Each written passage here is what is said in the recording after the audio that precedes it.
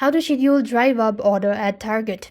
Hey guys, welcome back to our channel. In this video, I'm gonna show you the procedure to drive up order at Target. Now, to schedule a Target drive up order, you wanna download the Target app onto your device. Now, this particular feature is exclusive to app user only. Then you have to find the items on the app, select them, and choose them to drive up as your pickup method before adding to your cart. Then you have to complete your purchase in the app, choosing a back preferences and adding substitutions if desired as well.